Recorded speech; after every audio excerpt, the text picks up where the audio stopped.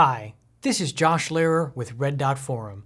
Today, I'll be talking about a major new firmware update for the Leica SL, firmware version 3.0. So stay tuned as I walk you through some of the biggest changes.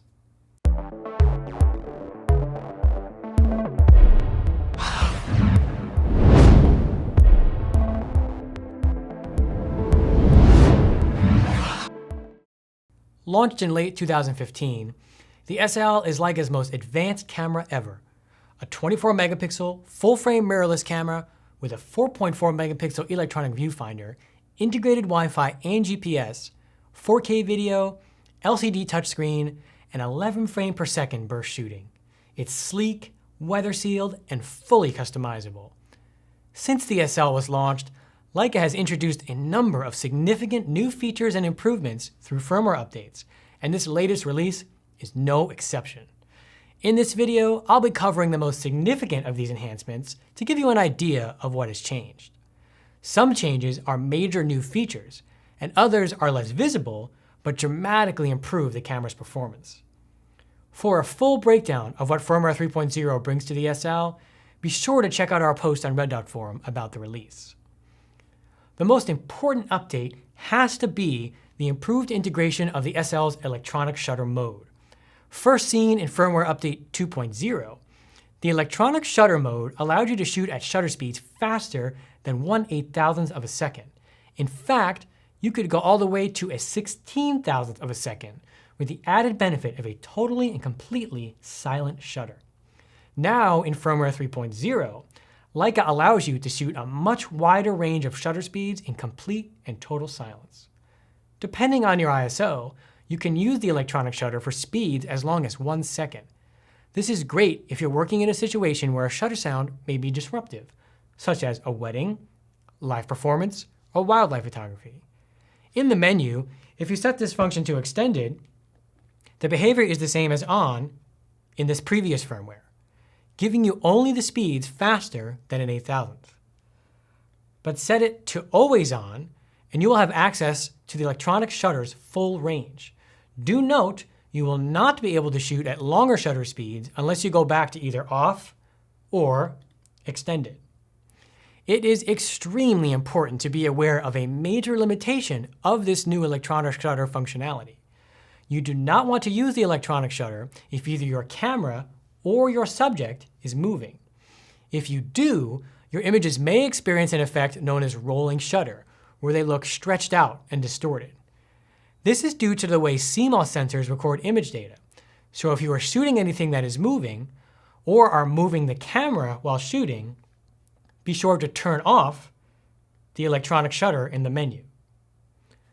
Another key improvement in the new firmware is the ability to shoot a DNG file on one SD card while simultaneously recording a JPEG file to another. This has been a long requested feature. Given that the SL does have 2 SD card slots, it was almost inevitable that we would see it eventually. This is great if you're planning to send JPEG files over Wi-Fi to a mobile device, or if you need to pass off a card of JPEGs to a client or editor. On the subject of shooting DNG files, Leica has optimized the SL's DNG write speeds to be up to 35% faster. In our testing, shooting a continuous 11 frame per second high-speed burst of 34 images on the old firmware took 42 seconds to completely clear the buffer. On Firmware 3.0, this same burst took only 28 seconds to clear. A 35 to 40% jump in speed is a significant and welcome improvement, especially for sports or action photographers. Leica has also improved the performance of the SL's autofocus. The reaction time has been shortened, and the tracking accuracy of continuous autofocus has been improved. The new firmware for the camera also includes new lens firmware for the 24-90 and 90-280 to help make autofocus faster and more accurate, especially tracking subjects that are coming straight towards you. Now, the lens firmware is stored in the camera's firmware. Once you've updated your SL, attach your lens and power the camera on to have the lens firmware updated automatically. Combined with the faster DNG write speeds, this makes the SL even more useful for high-speed shooting situations. But the improvements don't stop there. During image review, if you zoom in on an image to check your focus, the SL will remember where on the image you zoomed in. And if you go to check focus again, it brings you back to the same point, even on different images. Pretty handy, although it would be really cool if the camera could zoom in to wherever your focus point was, instead of just zooming in where you were last. Still, it makes checking focus on multiple images with the same focus point much, much faster.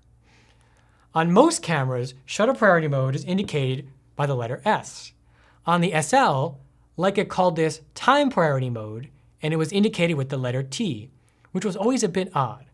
Now, that has been changed to the letter S, a small but welcome fix. If, like me, you often find yourself stretching your hand to reach the bottom left button to access the focus assist magnification while shooting in manual focus mode with SL lenses, you can now assign the joystick button to quickly bring you to 100% to check focus. This is the same way the button works when using M lenses or other manual focus only lenses, so it makes sense that you can now work with SL lenses this way. In the Customize Control menu, select AE/AF lock button, then MF mode, then select Zoom to access this new feature. There's also a new option for exposure preview, a feature which gives you an accurate preview of the exposure when you half press the shutter. Overall, this is a great tool to have, but if you're shooting in a studio setting with strobes, it's likely that your proper exposure will be such that when you half press the shutter, thus activating exposure preview, the image will go completely dark. Now in Firmware 3.0, you can select PAS, which will deactivate exposure preview only in manual mode, or PASM to have it on in all shooting modes. For video shooters, this new firmware brings added functionality as well. Before 3.0, any exposure settings you had while shooting still images would carry over when you switch the camera to video mode. Now, any exposure changes you make in either mode are independent, which is great if you are switching between video and stills frequently, but don't want to be constantly adjusting your settings. If you find yourself often needing to make changes to your video resolution and frame rate, that adjustment can now be added to the SL's Favorites menu. And autofocus for video shooting has been improved, as well as zooming while recording. There's also a new frame rate, 24 frames per second for UHD 4K. Now you have the same frame rate options for both 4K DCI and UHD. That is a lot of changes I've just covered, and there are more still you can read about on Red Dot Forum, like improvements when using a flash on the SL, the ability to swap the function of the aperture and shutter speed dials, change your distance readout from meters to feet, quickly adjust audio levels, and more. There is also an update to the Leica SL app, which controls the camera from an Android or iOS device over Wi-Fi. You can finally download DNG files over Wi-Fi and even use the volume button on your mobile device to fire the camera's shutter. Be sure to grab the latest update from the App Store. Firmware Update 3.0 is the most significant update yet that we have seen for the SL. A host of new features, performance enhancements, and functionality improvements make the SL an even more useful tool to a wider range of photographers and demonstrates Leica's continued commitment to the system. Be sure to click the link in the description below to check out Red Dot Forum, where you will also find a link to download the new firmware along with updating instructions. If you like this video, please give us a thumbs up. And if you want to see more, be sure to subscribe. If you have any questions, feel free to leave a comment below. Thanks for watching, and we'll see you next time.